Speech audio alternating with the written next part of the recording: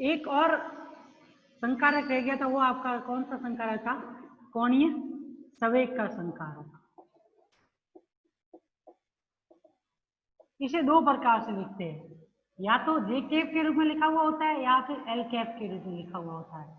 ठीक है ना, ये आपको इसके अंदर ध्यान रखना है। तो ये जो एल कैप जो होता है वो क्या होता है? R cap cross P cap, मतलब या फिर इसको इस तरीके से एल वेक्टर बराबर क्या लिखते हो? R vector cross p vector. I cap, j cap, k cap, x y z, P x P y. अब इसको अगर घटकों के रूप में लिखोगे तो एल एक्स का मान क्या हो जाएगा? एल एक्स बराबर Y P Z minus Z P Y. L Y का मान क्या हो जाएगा? Z P X minus X P Z, तथा एल जेड का मान जो होगा वो क्या होगा? यहाँ पे याद रख के क्रॉस प्रोडक्ट करोगे तो X P Y minus Y P X. अब देखो पी एक्स का मान हमने कल लिखा था वो क्या था? माइनस के iota H cut del by del X. P Y का मान क्या था? माइनस के iota H cut del upon del Y. और पी जेड का मान जो है वो क्या है? माइनस के iota H cut del by del Z. ठीक है, वो मान यहाँ पे रखोगे तो यहाँ से आप लोगों को क्या मिल जाएगा? कोणीय संवेग संकारक के भी आपको क्या मिल जाएंगे? एक्स वाई और जेड के रूप में क्या मिल जाएंगे आप लोगों को? इसके भी संकारक मिल जाएंगे। तो यहाँ से एल एक्स का मान क्या आ जाएगा? इसको आप और किस रूप में ले सकते हो? यहाँ से P x P Y P Z के मान रखोगे तो माइनस के आयोटा एच कट बार आ जाएगा, Y del by del Z minus Z del by del Y, minus के iota H cut Z del by del x minus x del by del Z. इसी प्रकार से लास्ट वाले का minus का iota H cut x del by del Y minus Y del Y. ये क्या हो जाएगी? कोणीय संवेग संकारक के रूप की हो जाएंगे। ठीक है ना, अगर कोई भी वेव फंक्शन लिखा हुआ होगा, इस ऑपरेटर को अप्लाई करोगे तो इस तरीके से उसको उसके ऊपर अप्लाई करोगे और किस किस के सापेक्ष? जेड और वाई के सापेक्ष अवकलन होके आयोट माइनस के आयोटा एच कट के मल्टीप्लिकेशन के रूप में आपको यहाँ से क्या मिलेगी? उसकी वैल्यू मिलेगी।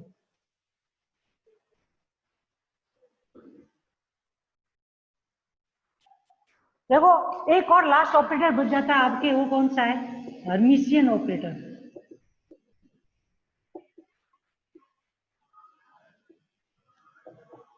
हिंदी में इसको हर्मिट संकारक बोलते हैं।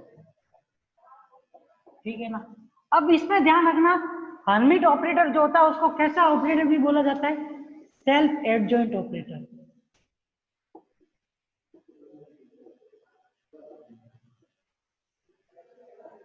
सेल्फ एडजॉइंट ऑपरेटर स्वसंलग्न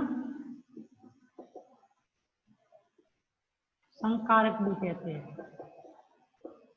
इसमें इतना सा ही ध्यान रखना है कि जैसे कि मान लो हमने कोई भी मैट्रिक्स ले ली है 1 2 3 4 5 6 7 8 9 की, कोई भी मैट्रिक्स ली ना, उस मैट्रिक्स में हम क्या करें?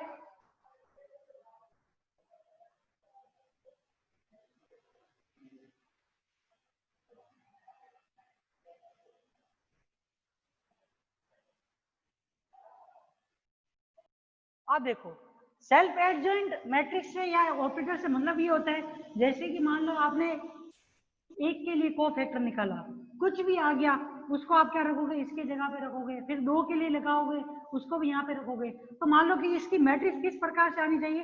1 2 3 4 5 6 7 8 9, मतलब आपने इसका क्या निकाला? एडजॉइंट, मतलब इसका आपने क्या लगाना? सभी के कोफैक्टर निकाले और कोफैक्टर इस प्रकार से प्राप्त हुए। अब इसका आप ट्रांसफर लोगे तो वापस मैट्रिक्स क्या प्राप्त होगी? 1 2 3 4 5 6 7 8 9।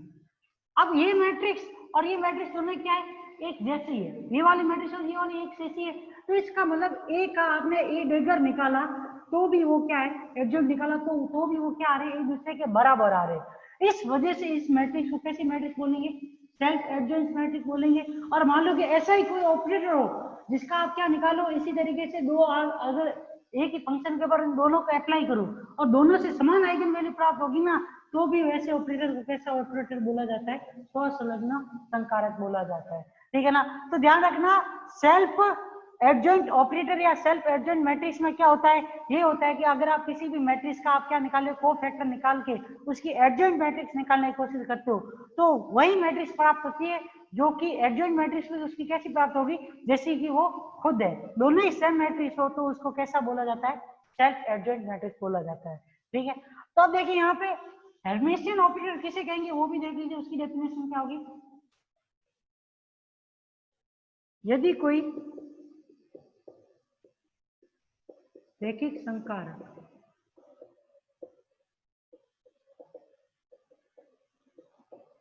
एक है दो तरंग फलनों साई तथा इसके ऊपर फाई के लिए निम्न आयतन समाकलन संबंध व्यक्त करें। कौन सा? एक है साइन स्टार फाई डीवी किसके बराबर आ जाए, sign star A cap phi DV के, तो इसे कैसा संकारक बोलिए, तो इसे हर्मिट संकारक कहते हैं।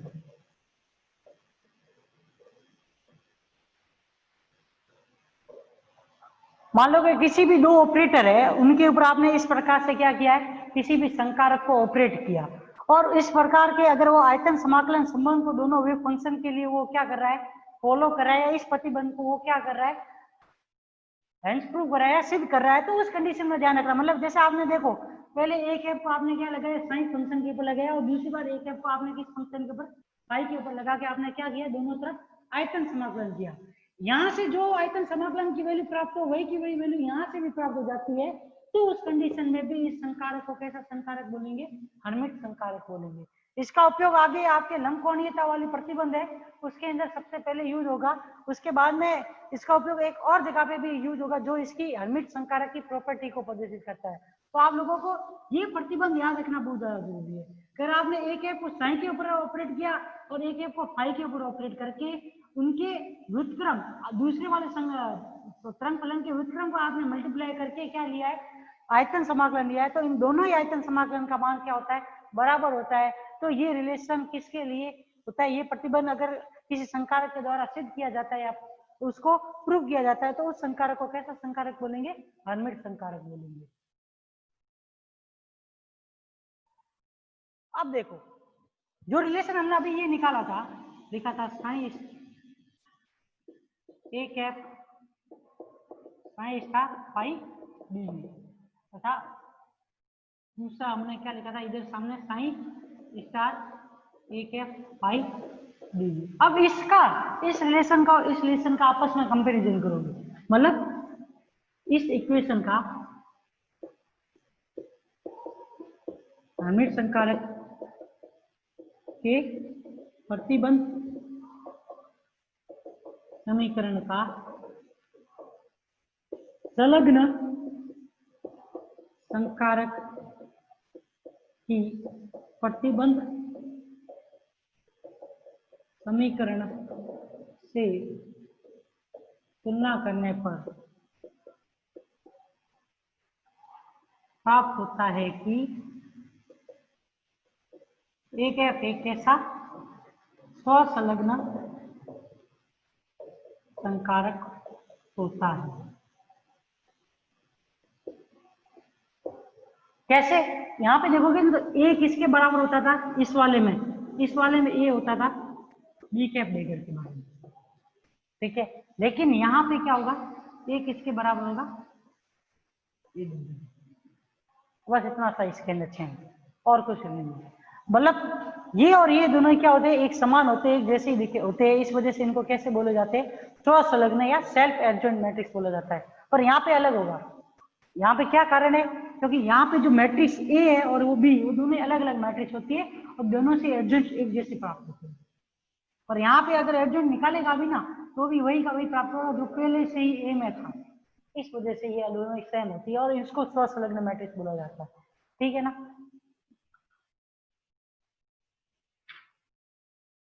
अब देखो इसके एग्जांपल जो है हर्मिशियन ऑपरेटर के रूप में जो संकारक होते हैं वो कौन से संकारक होते हैं वो देख लो। एक ऊर्जा संकारक,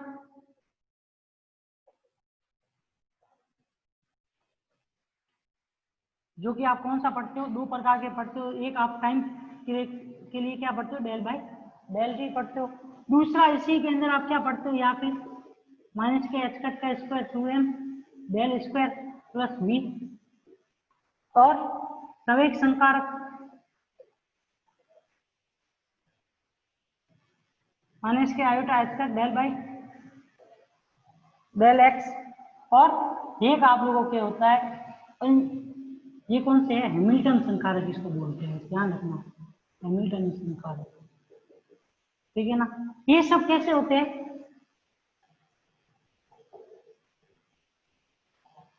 हर्मिट संकारक होते हैं।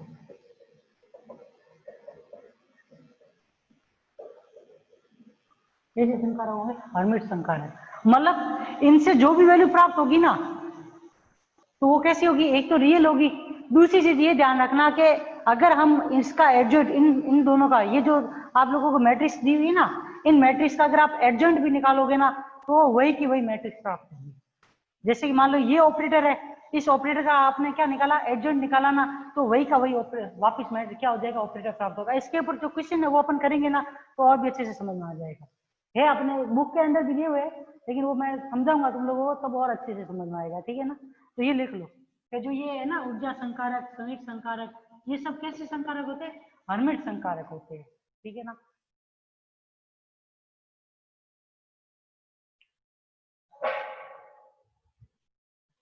एक क्वेश्चन तो तुम लोग करके आओगे, हो जाए तो कर लेना, नहीं तो फिर नेक्स्ट क्लास में मैं करवा दूंगा। टाइम नहीं है, 6 मिनट ही है, होगा नहीं।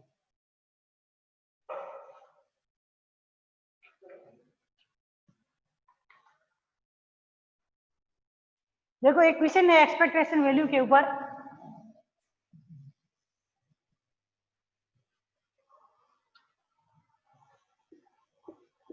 एक कण का तरंग फलन, एक कण का तरंग फलन क्षेत्र 0 less than equal to x less than equal to a में साइन एक्स बराबर किससे प्रदर्शित किया जाता है, √2/a sine pi x upon a, तथा इस क्षेत्र के बाहर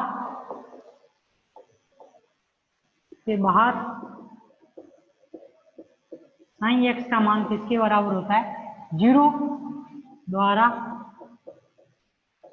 व्यक्त किया जाता है तो कण की स्थिति तथा संवेग के प्रत्याशा मान की गणना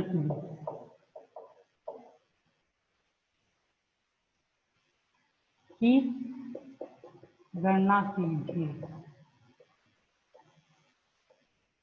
ठीक है ना। तो प्रत्याशा मान ज्ञात करना है, किस किस का, स्थिति का और संवेग क्या ज्ञात करना है।